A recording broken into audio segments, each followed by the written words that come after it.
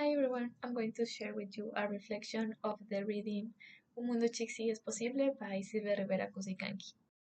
When we consider ethnographic representation through the lens of Silvia Rivera, one can begin today with her critique of magic words, one reflection on colonization and also the colonial theory.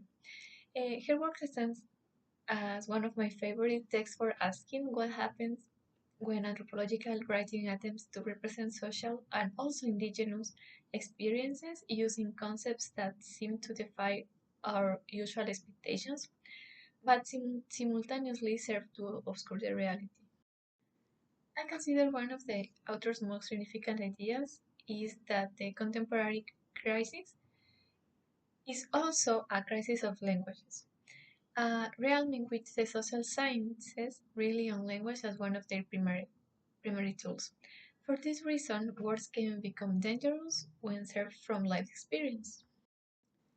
The author critiques how certain terms acquire a kind of hypnotic power, even if they sound politically correct or also decolonial.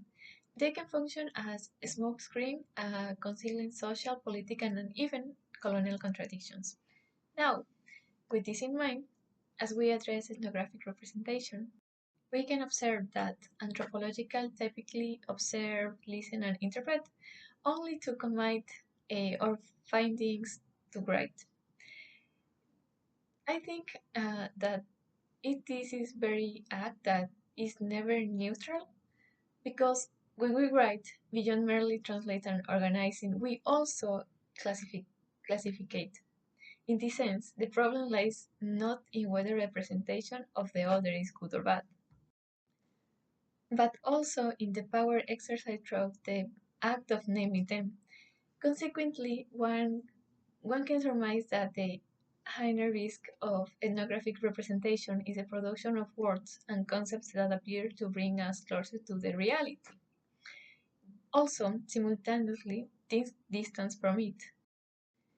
For example, we may write about the indigenous or the communal or the or resistances, but it doesn't necessarily mean that we truly grasp the practices, memories, and bodies that underpin this experience.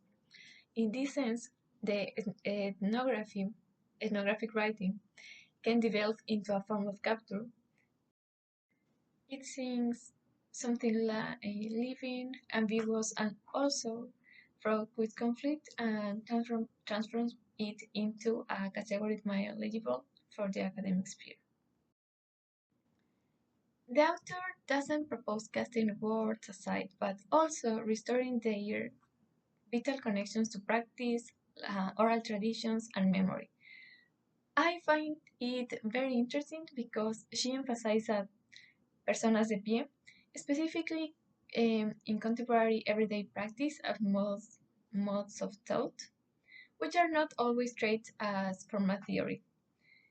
Um, Yet, she points out that this practice generates new ways of doing, thinking, and naming the everyday. I think that these challenges the authority of academic writing as knowledge sits not just in the voice of the research, but also through conversation, photos, memories, journeys, and also the silence. I consider that reading Rivera Cusicanqui, Mundo Chixi es Posible invites us to reflect on which forms of knowledge are excluded when ethnography privileges writing as a primary mode of representation. We can see uh, these other alternative representations in the use of chronicles, as for example, Woman Poma de Ayala, because in this the author treats the drawing not just as illustration, but also as a form of visual thinking. And I think this shapes very well with the multimodal anthropologies that we saw the past weeks. With this in mind, we can assert that photos are, are also important to construct arguments and generating theory. Finally, I consider that the notion of this reading discusses to be both a methodological and also ethical representation for understanding ethnographic representations today. And for contemplating the coexistence of disparate elements. And finally, I think that this approach aims to foster the creation of more responsibility ethnographies, works that, in addition to providing academic knowledge, active listen, observe, and acknowledge that not all the forms can be transcribed in a textual way. Thank you.